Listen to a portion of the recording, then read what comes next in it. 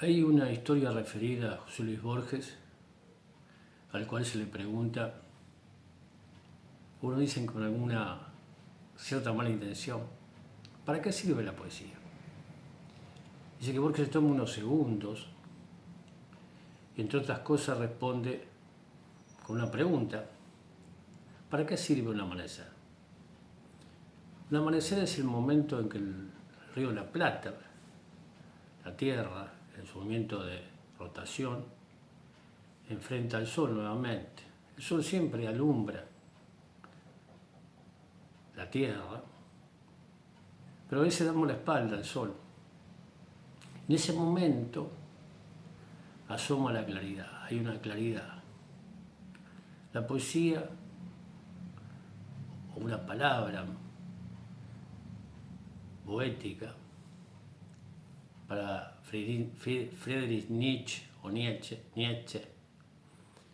este filólogo alemán, también poeta. El origen, lo cierto, es un término, el etimón se dice en griego, la etimología es el estudio de lo cierto. De esa palabra, el análisis filológico. En el etimón, en lo cierto, ya hay un poema o poesía. Y aquí en Montevideo, de este lado del río, hace muchos años que habito esta ciudad, como toda comunidad tiene singularidades en su lenguaje. Parte hablamos la lengua española, pero hay términos o palabras, vocablos, para ser preciso, que que son poéticos. Hoy en día la globalización hace que se pierda quizá. Las personas en Uruguay dicen los veteranos, las personas mayores, todavía mantienen estas particularidades, estas singularidades en su decir. Y hay uno, por sobre todo, que hace muchos años a mí me parece muy poético para decir de su sonoridad y su significación profunda, que es ordinario. Aquí lo que se traduce como ordinario es para decir a la persona, es un adjetivo calificativo, en realidad es que descalifica al otro. En hebreo, ordinario también tiene que ir con grosero, aquí también el punto de vista profundo es grosero o superficial, aquel que no tiene poesía. El lenguaje, la palabra, en la comunicación, en la charla, en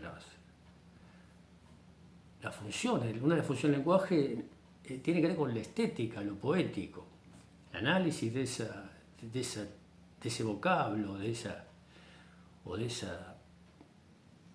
enunciado, que es lo metalingüístico, hace que uno reconozca que lo que dice es mucho más profundo que lo que dice.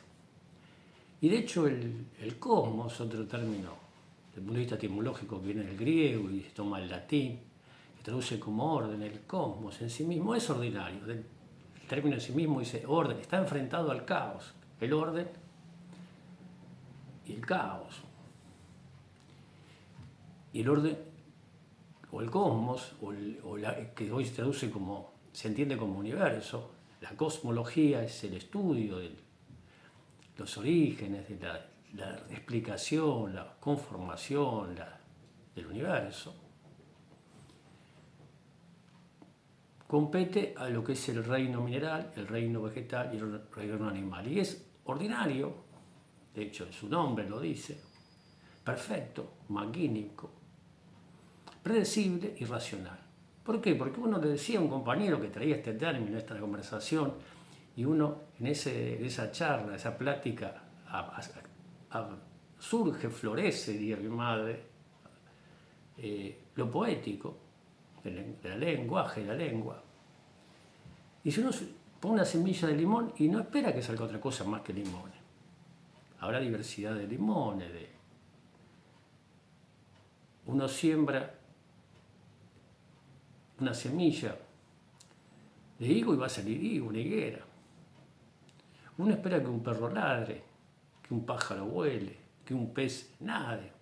Solía decir Einstein, y no se puede pedir juzgar a un pez por cómo trepa un árbol, porque un pez es un pez. Uno puede prever cuándo va a ser el equinoccio de primavera, para ser en el hemisferio sur, dentro de 15 años, la fecha, el día y la hora exacta.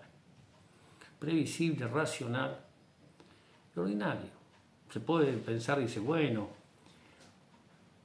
hay películas que muestran lo extraordinario, no ordinario de un perro, en esa que homenajea a ese perro japonés que espera a su dueño. No, ese perro no entiende de la muerte.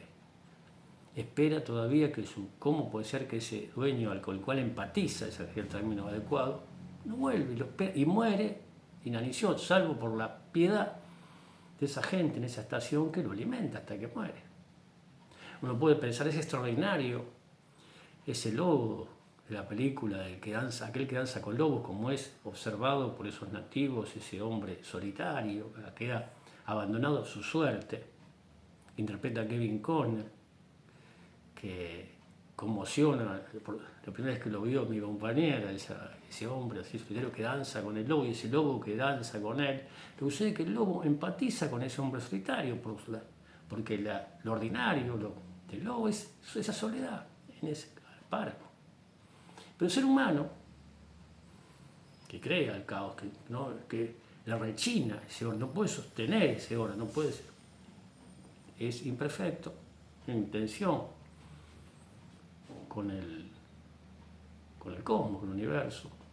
Impredecible, uno cría un hijo o una hija y le transmite un valor, cualquiera que fuere, negativo o positivo, un valor, una enseñanza, lo dirige por algún cierto camino o lo deja en libertad y no sabe qué puede suceder con ese hijo o esa hija con el tiempo. Es impredecible, irracional, no hay una fórmula, decía, se le preguntaba una vez a Hoyo, hay un video, dice, ¿cómo educar a los hijos? Y él decía, no se puede educar a los hijos, no hay educar a los hijos.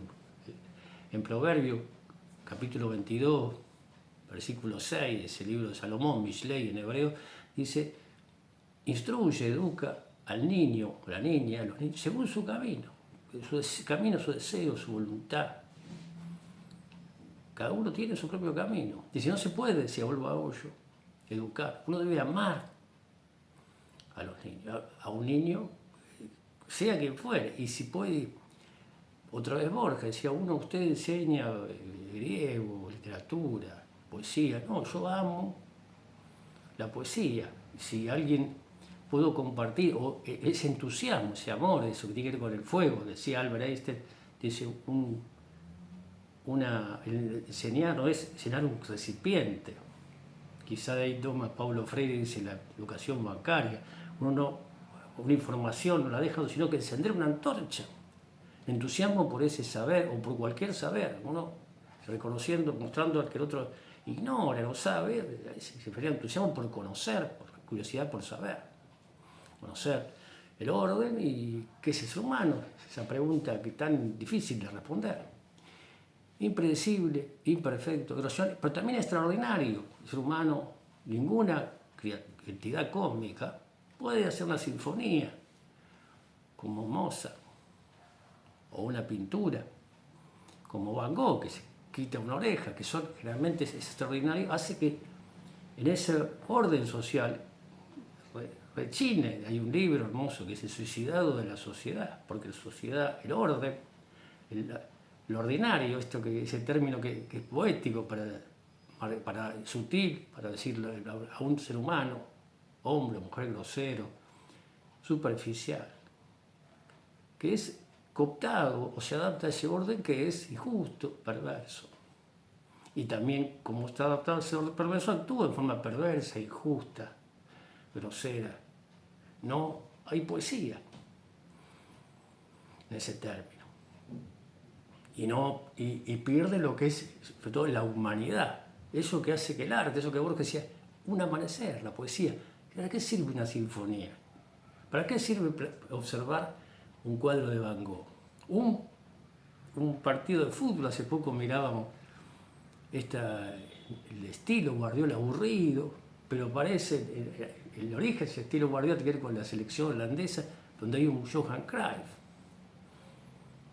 o un Messi que hace que ese juego, que no tiene complejidades, uno se siente a mirar y observe lo extraordinario dentro de un juego o un deporte. Entonces, ese vocablo, en el hebreo, vocabulario, se dice Otzak Milim, es el tesoro de la palabra. Ese vocablo que es ordinario, que tiene que ver con la singularidad o el lenguaje de este lado del río, lo guardo para mí, y me parece tan bonito, tan delicado, tan poético, como un amanecer. Pero no sé, cada uno elige su palabra.